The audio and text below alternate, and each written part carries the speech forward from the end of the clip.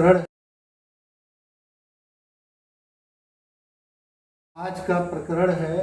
आज नई इकाई है, इकाई 2, यूनिट सेकंड। घातांक है चैप्टर का नाम, यूनिट का नाम है घातांक। एक्सपोनेंट्स, बहुवचन है तो एक्सपोनेंट्स, नहीं तो केवल एक्सपोनेंट। घातांक या घात भी हो सकता था चैप्टर का नाम, पावर। आइए सबसे पहले देखते हैं कि घातांक अथवा घात की आवश्यकता क्यों पड़ी। पृथ्वी का जो द्रव्यमान है वो इस तरह से लिखा जाता है। वैज्ञानिकों द्वारा जो ज्ञात किया गया, पृथ्वी का द्रव्यमान 868 2 3 4 5 6 7 8 9 10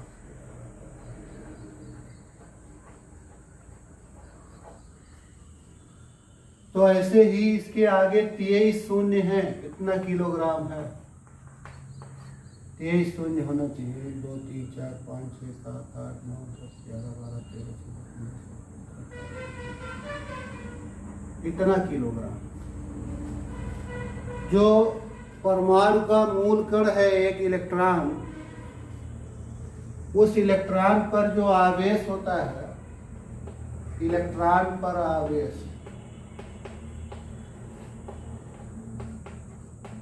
वो इलेक्ट्रॉन पर आवेश होता है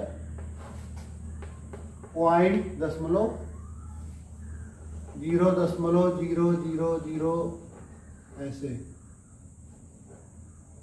1 2 3 4 5 6 7 8 9 10 11 12 13 14 15 16 17 इतना कूलाम।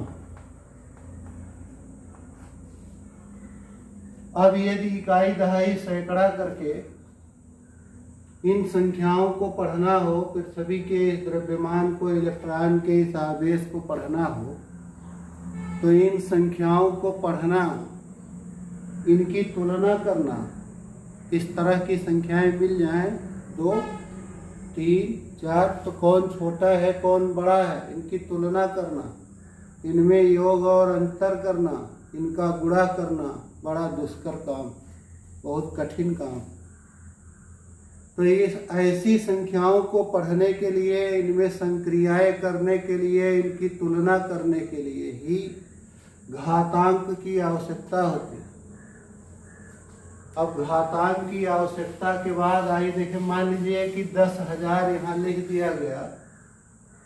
10,000 इसको लिख सकते हैं हम लोग 10 गुणे 10 गुणे 10 गुणे 10। 10 10 10 4 बार लेकर के इनका आपस में गुणा हुआ है। यही जो 10 10 10 गुणे 4 बार 10 को लेकर आपस में गुणा किया गया है, इसी को संक्षिप्त रूप में, शार्ट में, संक्षिप्त रूप में 10 की घात 4 लिखते हैं। 10 की घात 4 यही है। इसको पढ़ा ऐसे जाता है 10 की घात 4 10 to the power 4, 10 to the power 4, 10 की घात 4। इसमें ये जो 10 है ये कहा जाता है बेस, आधार। और ये जो ऊपर लिखी संख्या है यही कहा जाता है घात, घातांक। घात घातांक एक ही है। पढ़ते हैं तो घात करके बोलते हैं, और अन्यथा ये घात का अंक है। भाई घात में कितना अंक लिखा है, इसलिए घात का अंक घातांक हो गया। 10 के घातांक 4 नहीं कहते, कहते 10 की घात 4। 4 क्या है? घात वाला अंक, इसलिए बोलते घातांक। इसको लिखने का प्रॉपर तरीका यही है। यदि आप 10 के ऊपर लिख देते हो 4 तो भी गलत है, 10 के साइड में लिख देते हो 4 तो भी गलत है। ये जो भी आधार बनता है उसके दाहिने कोने में लिखते हैं 10 to the power 4, 10 to the power 4।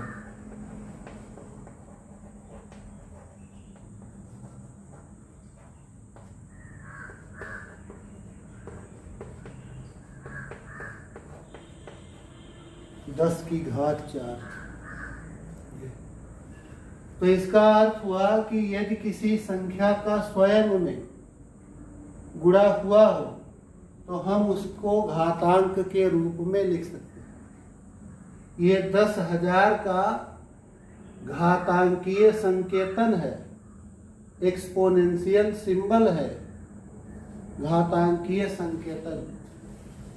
इसमें देखिए घातांक के रूप में हम लोग तभी लिख सकते हैं जब किसी संख्या का स्वयं से ही गुणा।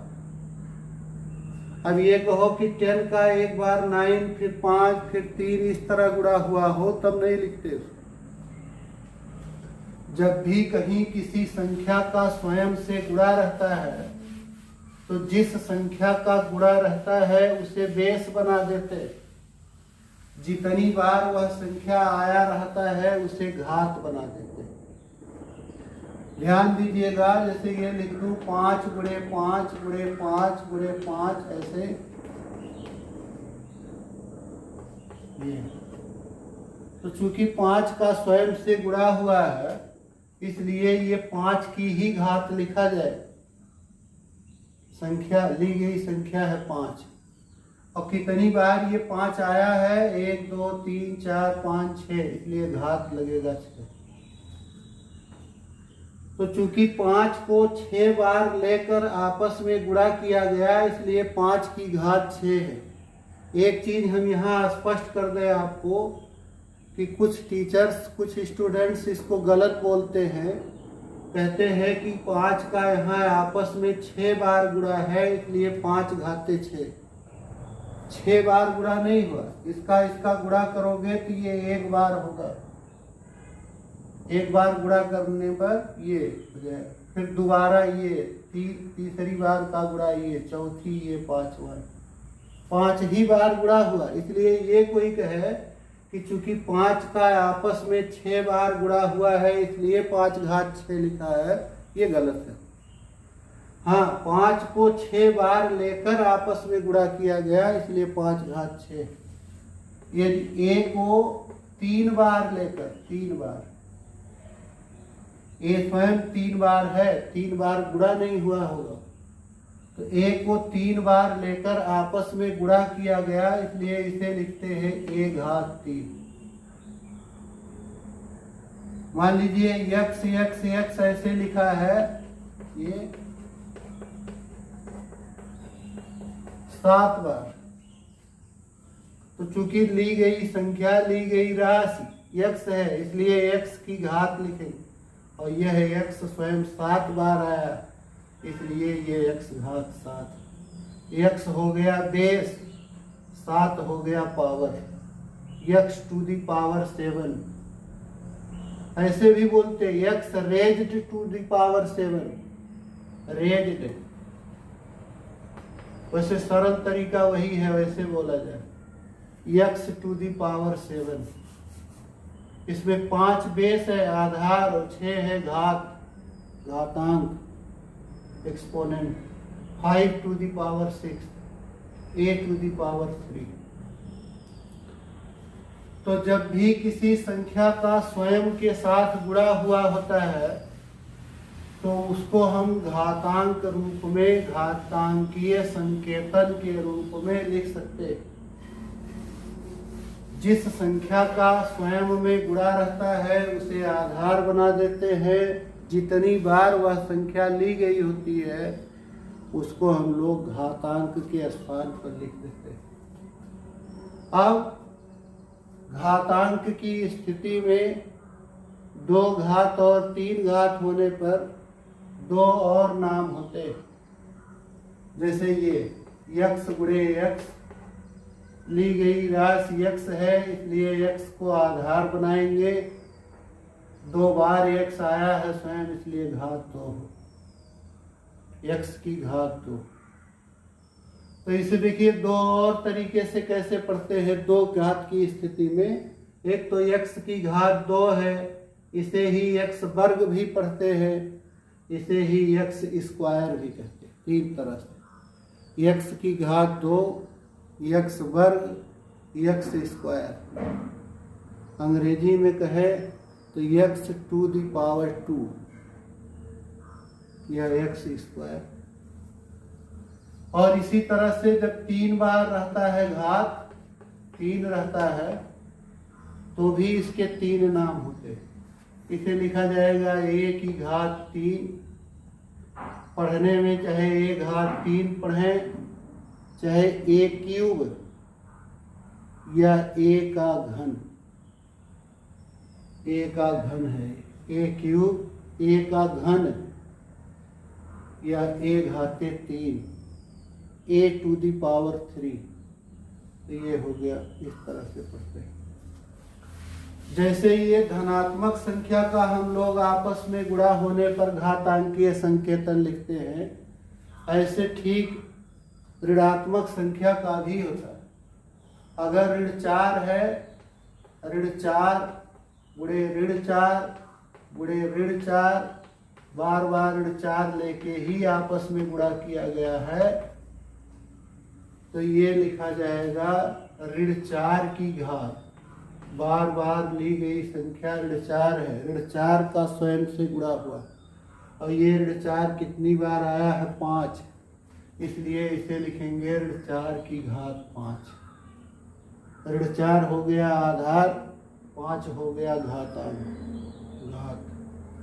तो ये और देखिए, जब भी किसी संख्या ऋणात्मक संख्या, इसको अगर हम लोग फैला के देखें कि कितना मान आएगा, जैसे ऋण 2 घाते 3 है, ये लिखा जाएगा ऋण 2 गुणे ऋण 2 गुणे ऋण 2। जैसे घातांकीय संकेतन, ऐसे घातांक रूप में लिखा होने पर फैलाव प्रसार, ये घातांक रूप में है, फैलाव ये है।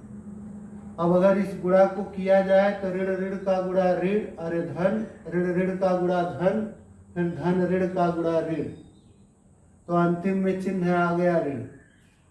2 दूना 4 दूना 8। मान लो यह 4 घात होता, ये एक बार और ऋण 2 होता, तब जब हम चिन्हों का अलग गुणा, अंकों का अलग, तो ऋण ऋण का गुणा धन, धन ऋण का गुणा ऋण, ऋण ऋण का गुणा धन, तो यहाँ हो गया धन, लिखा जाए चाहे। और 2 दूना 4 दूना 8 दूना 16। तो यहां से एक निष्कर्ष निकलता है, अगर किसी ऋणात्मक संख्या में घात विषम में होगा, 1 3 5, घात वाली जो संख्या है वो विषम में होगी, तो उसका फैलाव करने पर उसका जो मान आएगा वो ऋणात्मक होगा। ऋणात्मक संख्या की घात विषम होने पर मान ऋणात्मक प्राप्त होता है। इसी तरह से ऋणात्मक संख्या की घात सम होने पर धन में आ जाए, तो ऋणात्मक संख्या की घात सम संख्या हो, इस संख्या कोई भी ऋणात्मक संख्या हो, अगर उसकी घात सम संख्या में है, 2 घात है, 4 घात है, 6 घात है, 8 घात 12, तो सम संख्या में है घात, तो निश्चित रूप से उस संख्या का मान धनात्मक आ जाता है। और इसी तरह से देखिए, घात को हम लोग अंश से हर में या हर से अंश में ले जाते हैं तो चिन्ह बदल देते हैं। जैसे 0.01, इसको भिन्न के रूप में लिखा जाए, ये हो जाएगा 1/100। इसे लिख सकते हैं 10 गुणे 10, ये हो गया 1/10 की घात 2, 10 गुणे 10। 10 को 2 बार लेकर गुणा किया गया, इसलिए 10 घात 2। अब इस 2 घात को ऊपर कर दे, ये हो गया ऋण 2।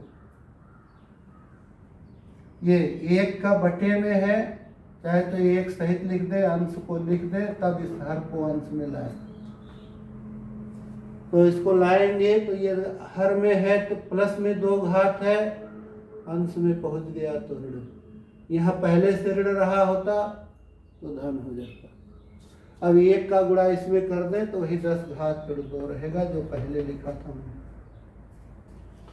तो कभी भी जैसे ये a घाते b है, अभी ऐसे अंश में है, ये अंश है, हर लिखना हो तो इसका बटा 1 लो। इसको हर में ले चलेंगे तो 1 बटा a घाते ऋण b, a की पावर। तो किसी भी संख्या, घातांक वाली संख्या को अंश से हर में या हर से अंश में ले जाने पर उसके घात का चिन्ह बदल जाता है, घातांक का चिन्ह बदल जाता है। अब जैसे ये निकालना है 2/3 घात 5, तो ये 2/3 वाली संख्या है, उस पर घात 5 लगा, आधार है 2/3, तो 2/3 गुणे 2/3 गुणे 2/3 5 बार लेना है।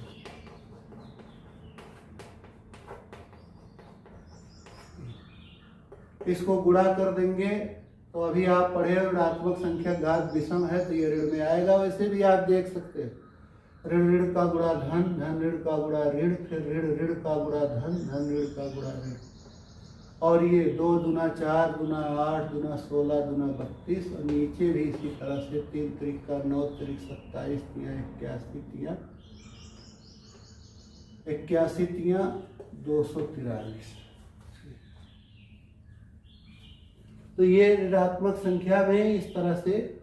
दूसरा तरीका भी इसमें था, ये परमेय संख्या पर घात लगा है तो परमेय संख्या पर घात तो भी हम लोग ऐसे इसका प्रसार करते हैं, फैलाव करते हैं। या फिर दूसरा तरीका था कि इसमें हम अंश वाले पर भी घात लगा लेते और हर पर ऋण 2 पर भी घात 5, 3 पर भी। अब ये अलग लिखते हैं अंश को, ऋण 2 ऋण 2 ऋण 2 5 बार लेकर, और 3 को अलग लिखते 5 बार लेकर।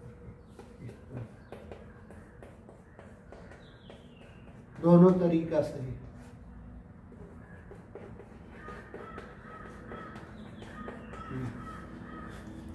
अब कभी कभी हम लोगों को ये तो हो गया घातांक रूप में दिया हो तो फैलाव रूप कर लेते हैं। कभी कभी हम लोगों को दिया जाता है, कोई संख्या दे दी जाएगी और कहा जाएगा कि इसको घातांकीय संकेतन के रूप में लिखिए। तो घातांकीय संकेतन के रूप में लिखने के लिए उसका फैक्टर करना पड़ता है, गुणनखंड। जैसे 31 तो 25 को घातांकीय संकेतन के रूप में लिखने के लिए इसका हम गुणनखंड तैयार करेंगे। ये 5 से कटेगा तो हो जाएगा 625, फिर 5 से कटेगा तो 125, 5 से कटेगा ये तो 25, 5 से पुनः डिवाइड कर दे तो 5, एक बार और डिवाइड कर दे तो 1। तब तक डिवाइड करते जाते हैं जब तक 1 न प्राप्त हो जाए। अब यही 31 तो 25 कैसे प्राप्त होगा? 5 बार 5 5 ले लिया तो जाए और उनका गुणा कर दिया। अब ये लिखा जाएगा घातांकीय संकेतन के रूप में 5 घात 5। 5 को 5 बार लेकर आपस में गुणा किया गया, इसलिए ये हो गया 5 की घात 5। तो ये है घातांकीय संकेतन, किसी संख्या को घातांकीय संकेतन के रूप में लिखना। या ऐसे आ जाए कि 2 की घात 7 का मान क्या होगा, तो उसको फैला के लिख देंगे। अभी लगाया 2 2 2 7 बार लेके आपस में गुणा होगा तो गुणा कर देंगे। तो ये है कि हम क्यों किसी संख्या को घातांक रूप में लिखते हैं। घातांक रूप में लिखने पर आधार क्या होता है, घातांक क्या होता है। किसी ऋणात्मक संख्या पर घातांक लगा हो तो कैसे उसका फैलाव करते हैं, क्या मान आ सकता है, धनात्मक की ऋणात्मक। कोई परमेय संख्या हो तो उस पर घात लगा होने पर कैसे उसका प्रसार करते हैं। बस आज इतना ही। कल हम बहुत ही महत्वपूर्ण प्रकरण बताएंगे जो आगे की गणित के लिए बहुत ही महत्वपूर्ण होगा। इन घातांकों के कुछ नियम हैं, उन्हें जानना।